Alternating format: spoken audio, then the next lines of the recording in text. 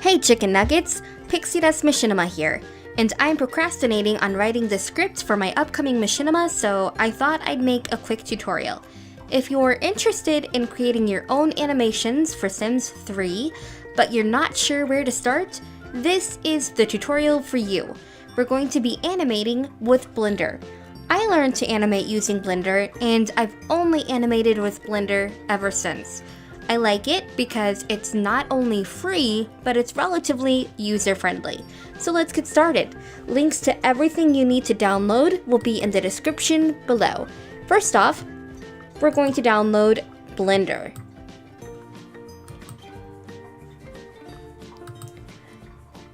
Next, we need to download the Blender plugins we're going to need to export and import Sims 3 animations. We're going to cover exporting Sims 3 animations in the next tutorial, but we're still going to go ahead and download it now. We're also going to download the Sims 3 animation rigs. You can also download rigs for the pets if you end up wanting to create animations with pets, but we're not going to be working with that in this tutorial. While we're waiting for everything to download, let's go ahead and create a new desktop folder and name it Sims 3 Animation Crap, or something like that.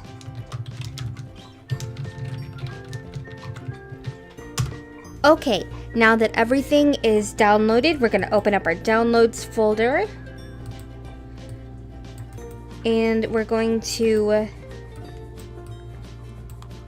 move the Sims 3 animation rigs and the Blender plugin that we downloaded into our new animation folder, Sims 3 Animation Crap, and we're going to extract both of them. And while we're in here, I just want to take a moment to look at the animation rigs.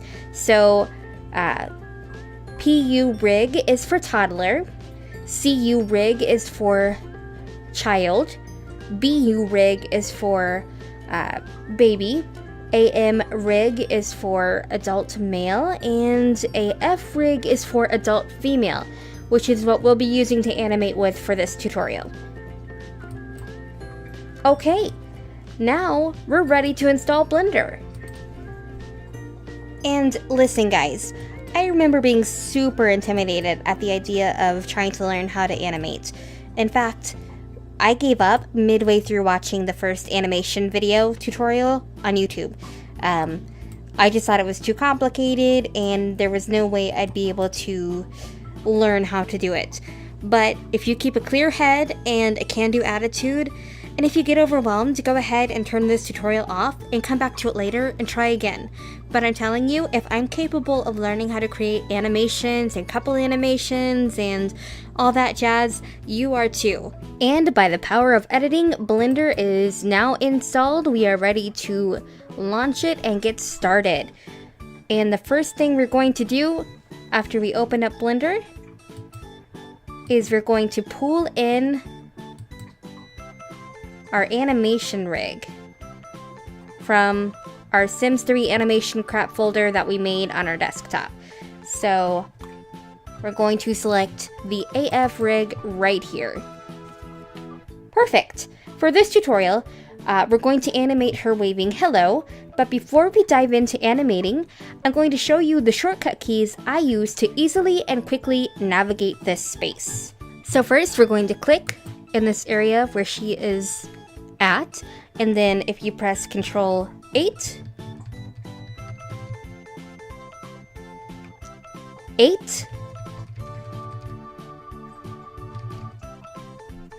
Control 6, and just 6,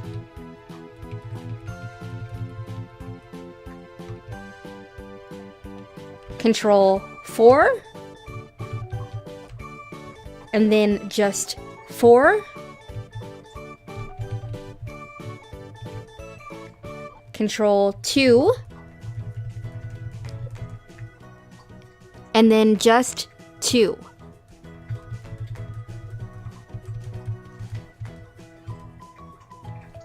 And then if you press Control plus, that's going to zoom you in. Control minus is going to zoom you out. You can also go down here, select view, and then you can go left, right, that's my cat, it's making noise, front, all that good stuff. All the black dots on this rig are joints that we can manipulate for our animation. Let's right click on this joint. You can manipulate joints by pressing R for rotate. See these two arrows that appeared after I pressed R? They indicate which direction you're going to be able to rotate this joint. And I rotate it by simply moving my mouse. Now, while keeping that joint selected, we're going to press R twice. And you see how the arrows changed? They're now red and green and indicate that this joint is going to be able to rotate in more directions. So let's play around with that. Perfect. The final way that you can manipulate joints is by pressing G. So while keeping that joint selected, press G for grab and grab it. And oh no, my rig is now horrendously deformed, but that's okay. You can undo your last action by pressing Control Z. Perfect. Now she looks normal. So let's go back to that. To select the joint, you right click it. Now you can use R to rotate it in the direction of the black arrows. You can press R twice for more movement, or G to grab. Now, as you're moving this joint and you want it to stay right here, you like this position, you're going to left click. Now that joint is not going to move. Let's keep that joint selected, rotate it up a little bit. You're not very fond of it right here. This isn't where you want to keep this joint. You're going to right click, and now it goes back to where it last was.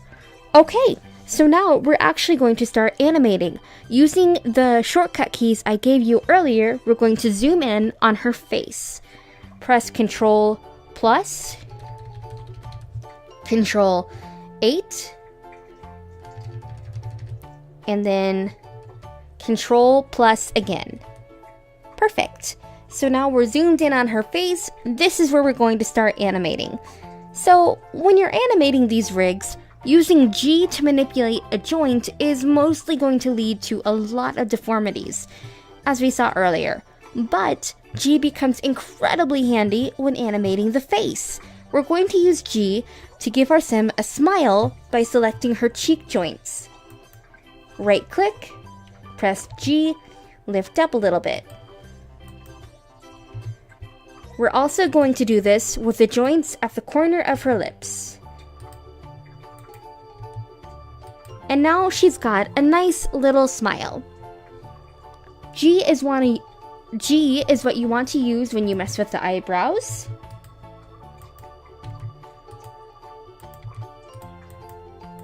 And it's also what you want to use when you mess with any of the joints around the mouth. But apart from that, G is not going to be very helpful when you're animating. So what we're going to do now is create the starting point of our animation. I mentioned earlier for this tutorial, I'm making a waving animation. So she's going to start relaxed. The only thing I'm really going to do is a little bit of work on her hands to make them look more natural and relaxed.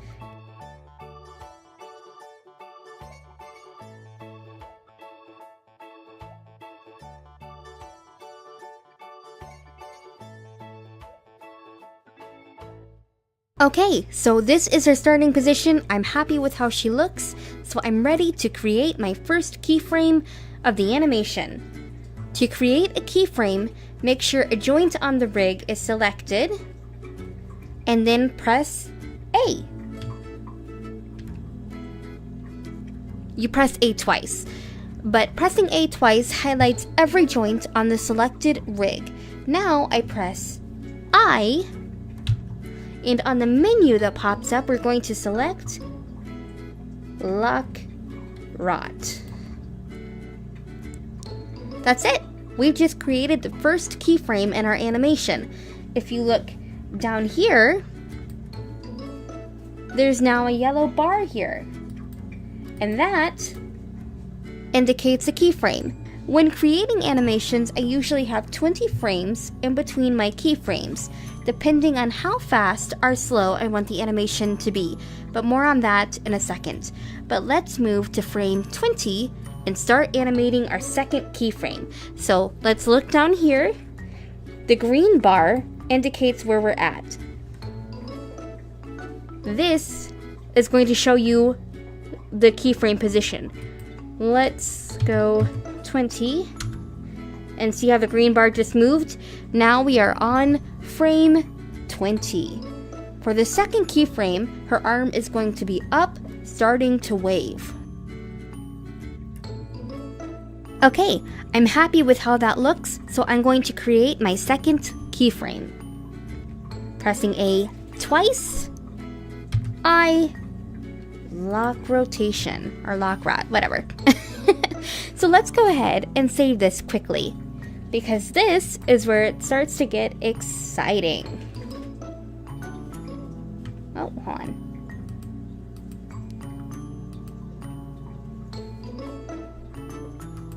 I'm going to save it in our Sims 3 animation folder that we made earlier.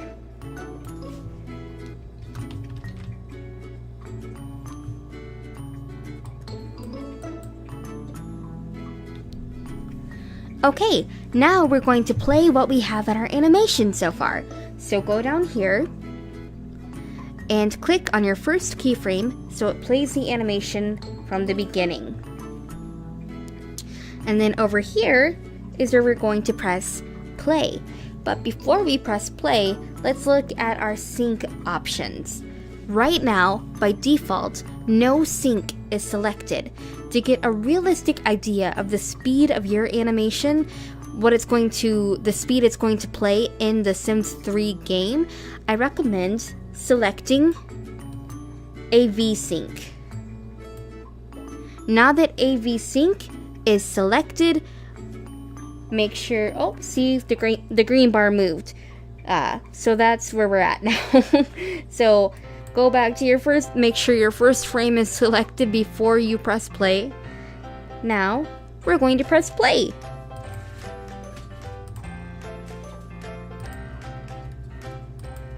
And let's play it again.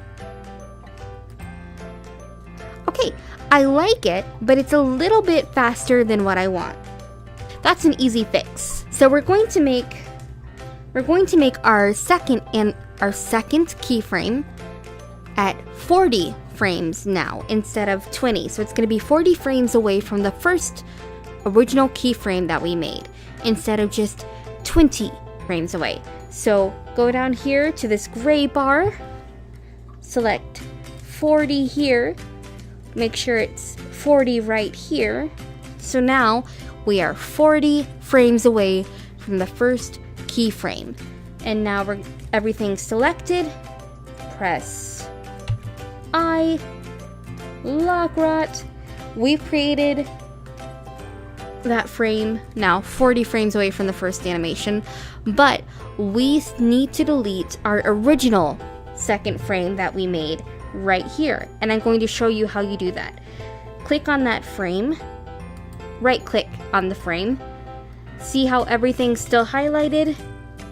Make sure it's highlighted by selecting a joint on here and pressing A. Then you're going to press Alt I and delete keyframe. We did it. So now there's no longer that's my cat. Now there's no longer a yellow bar representing a keyframe at frame 20. So now let's go back to our first keyframe and let's play this again. see how it's just a little bit slower than when we initially played it? That's what having more frames in between the keyframes does. It kind of slows down the animation, takes it a little bit longer to get from point A to point B. So we're going to wrap this up pretty soon, but I'm going to add a few more keyframes before we finish up this animation. Just a quick tip real fast. Always, before you start animating a new keyframe, look down here, because look at where my green bar is at. I don't want to start animating a new keyframe there and accidentally save it so far away from where this one is. I only want my next keyframe to be 10 frames away. So make sure the green bar is where you want your next keyframe to be, down here, before you start animating your keyframe. So I'm gonna animate a couple more keyframes real fast, and we're gonna wrap this up.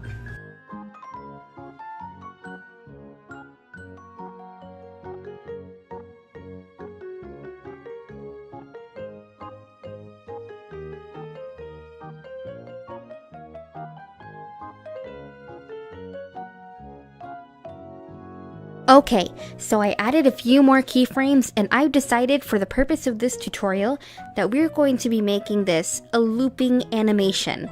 That might sound complicated and intimidating, but all it means is the first keyframe in the animation and the final keyframe in the animation are going to be the exact same. If we do this, the animation is going to play in a continuous loop. This is how I'm going to be able to show you a few more tricks here real quick. Okay, so everything is selected. We're on keyframe 70 currently. We're going to go back. We're going to go back to this first keyframe that we created. Up here, we're going to click select. Make sure, actually, first off, before you start doing this, make sure every joint on the rig is selected. It's all highlighted blue. That's important. So you're on the first keyframe here. Everything is selected blue. Everything is highlighted. Every joint is. Go to select. After current frame. And then you're going to go to key. Copy. So this selected all these keyframes after this first keyframe. So it selected the first keyframe too. So now we have copied the first keyframe here, but we've also copied all of these. So let's now go here. I want it to end I'm going to have this animation end at frame 20. That's where I'm going to create my final keyframe. And remember, to make it a looping animation, it needs to be the exact same as my first keyframe. So to do that, since I have the first keyframe copied along with all the others, I select key again and paste. And now it pasted the first keyframe that I created along with all these others. You see how they're the exact same here, the same spacing, but I want my animation to end at frame 100. I don't want all these extra keyframes here. So now I go to 101, the frame after my final keyframe. I go to select after current frame, and again, make sure everything up here is highlighted on the rig while you're doing this. Select key, and then all the keyframes after frame 100 are selected, and I'm going to delete them. Delete keyframes. There we go. Now, there we go, at 100. That's where you want to be. And the final step here, your end. You want this animation to end at frame 100. Okay, so now the first keyframe and the final keyframe are the very same. We've created a looping animation. Let's take a look at the final result.